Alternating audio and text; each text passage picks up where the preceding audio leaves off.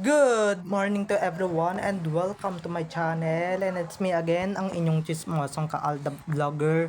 Gusto ko munang magpasalamat sa inyong lahat sa mga walang sawa na tumatangkilik, nanonood, sumusuporta at sumusubaybay ng mga content ko here on my YouTube channel. So wag ninyong babaktawan o lalaktawan tong ating content ngayong araw. I'm sure na hindi ninyo pagsisisihan na pinanood nyo ito mula umpisa hanggang hulihan. And syempre, wag kayong mag-i-skip ng segment, okay? Buuin at tapusin nyo to.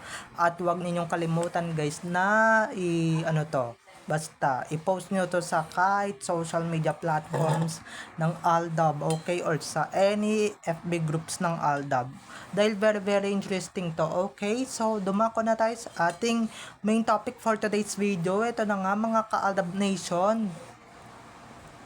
Ito na nga mga ka-ADN. Oh my God. Ikaw ba naman guys mag-repost ng topless photo mo noong 2012 tas nirepost mo 2017? Ay aba, nag-comment si Maine Mendoza. So, eto na guys, watch this. Mamaya ipapaliwanag ko sa inyo ng buong buo. So, eto na guys, watch this.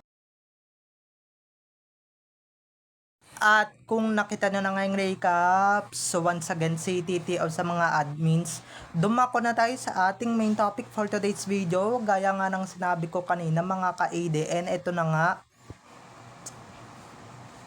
nga guys. Ikaw ba naman guys, dahil ito lang nga, maikwento ko lang talaga. Natatandaan nyo ba? I'm sure nakita nyo na to sa Twitter or sa X, ewan ko.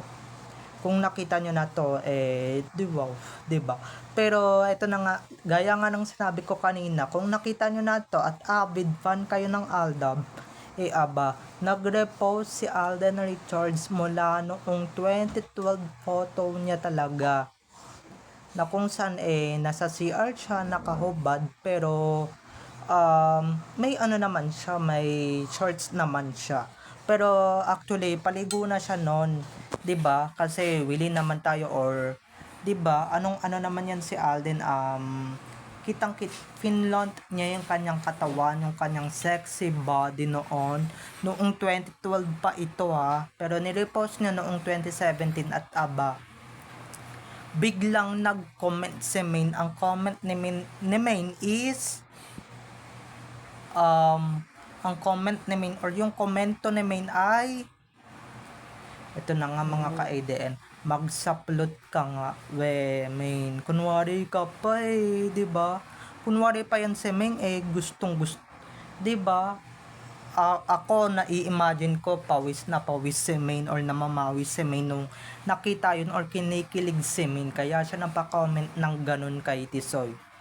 Kasi ikaw ba naman, ganyan makikita mo sa Twitter, ganyan makikita mo sa X, ay nako, di ka ba mapapa-comment ng ganyang comment, di ba? Ako, mga ka-ADN, if I'm in the position, ay nako, mapapaganyang comment din ako, or may magko-comment din ganyan sa akin. Lalong-lalo na kung jowa, di ba? Or baka sinisita niya na lang si Alden talagang magsaplot ka at magdamit ka. Or none of the above, di ba? Kasi yung ni Min, parang may halong kere-kere talaga ng bonggang-bongga, at talagang may halong landi ng konti yung comment niya, may halong harot, 'di ba? May halong ganun talaga yung comment niya. Ako ayon lang naman sa observation ko 'yan, at ayon lang naman sa ano ko 'yan, sa pananaw ko 'yan. Pero 'di ba? Kasi hindi naman magko-comment ng ganun si Min if wala. Pero diyan nyo rin talaga mahahalata na talagang may relasyon talaga sila. But 'di ba? Kung wala silang relasyon, ba't magko-comment si Min ng ganun? Ba't mapapa-comment si Min ng ganun? Sige nga. 'Di ba? Ba't siya mapapa-comment ng ganun? Ba't siya magko-comment ng ganun? 'Di ba mga ka-Aldab Nation? At ito lang mga ka-ADN na wala sa position si May na mag-comment na ganun kung wala silang label ni Alden, or wala silang ni Alden, or baka nanunuyo lang talaga yung lalamunan ni May, kaya siya napa-comment ng ganun at nanunuyot talaga yung lalamunan niya.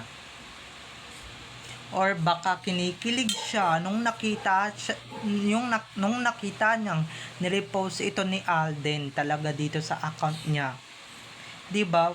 Kinikilig siya syempre, at the same time kaya ganun talaga yung comment niya, 'di ba?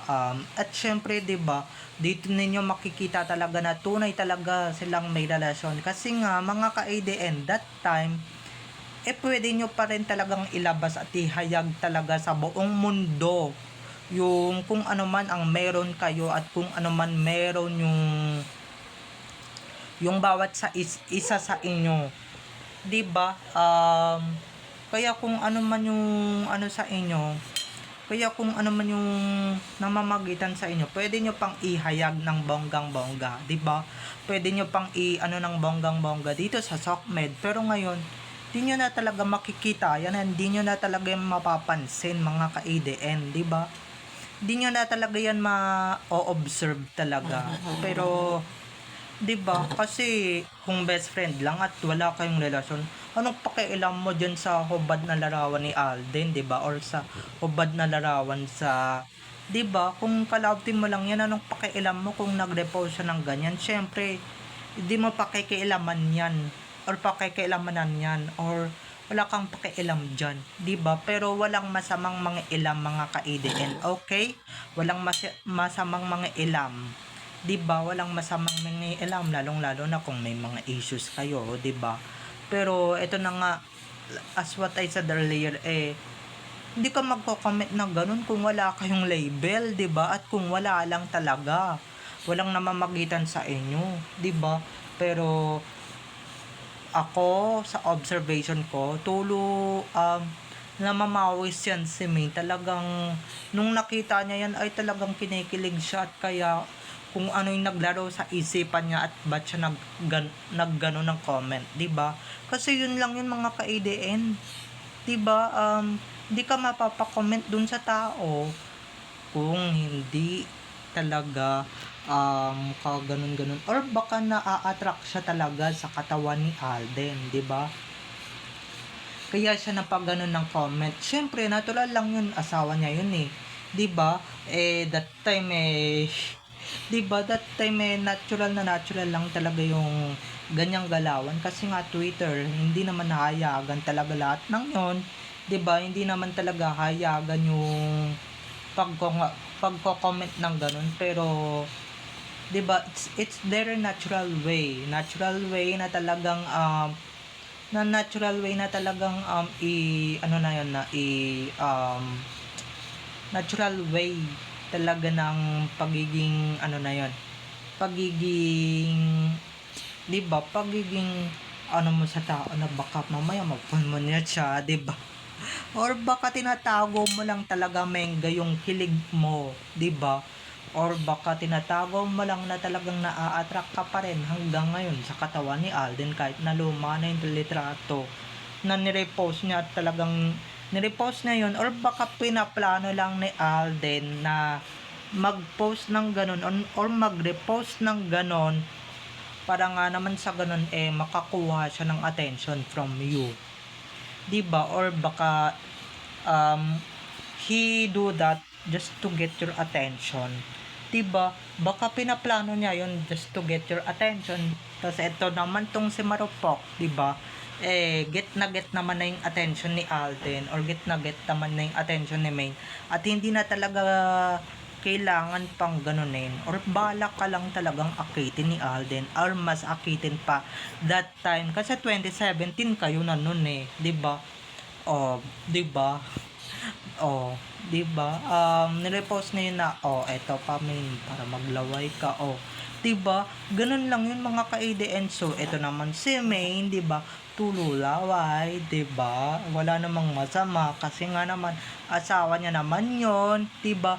May label naman sila. Ang masama, guys, kung wala kayong label at wala kayo talagang wala ka talaga sa posisyon para magganon-ganon, 'di ba? Umere-ere or kumekere-kere na ganon. Okay? Pero 'di ba, as a throwback ito, dito nyo lang talaga makikita na may relasyon talaga silang mag-asawa noon pa man mga ka-ADN, okay? Pero kung susunga-sunga at tatanga-tanga kayo, edi syempre, wala kayo talagang mapapala ng bonggang-bongga, diba? Wala kayong wala kayong masusoko ng bonggang-bongga kung gaganyan-ganyan kayo. At syempre, hindi kayo marunong mag-observe, diba? Hindi kayo marunong mag-obserba ng kung anumang dapat inyong gawin, 'di ba mga ka-IDN? So ayun lang, 'di ba? At uulitin ko lang ulit mga ka-IDN ha. Natural lang talagang mag-comment or i-comment ni main yung ganon, 'di ba? Yung ganon na kunwari sinasaway mo na lang yung asawa mo, pero sa true lang naman tayo, syempre kinikilig ka rin naman, 'di ba? Na ganun yung picture na i-repost ng asawa mo at hindi mo inaasahan sa dinami-rami ng picture, 'di ba?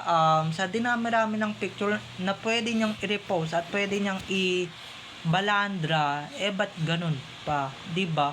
So alam mo na, Meng, 'di ba?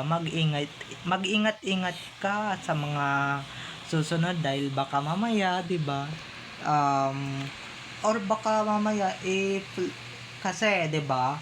Or baka na may, 'di ba? Bukod doon sa pang-aakit ni Alden sa asawa niya mismo, baka mamaya na may miss lang talaga ni Alden yung dati niyang hubog na katawan before.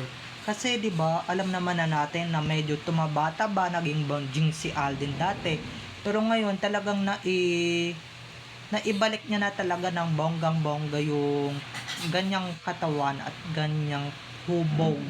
Kaya mas lalong na-attract siguro si Ming sa kanya, 'di ba? So, bye-bye na mga ka-IDN. I love you all. Have a nice day. Keep safe and God bless everyone. Bye-bye. I love you all. Enjoy watching. See you on my next video. So, mamaya ulit. And, syempre, tatry natin kung makakarami tayo. Okay? So, bye-bye na mga ka-IDN. I love you all. Have a nice day. Keep safe and God bless everyone. Bye-bye. I love you all. Enjoy watching. See you on my next videos. Bye-bye. I love you all.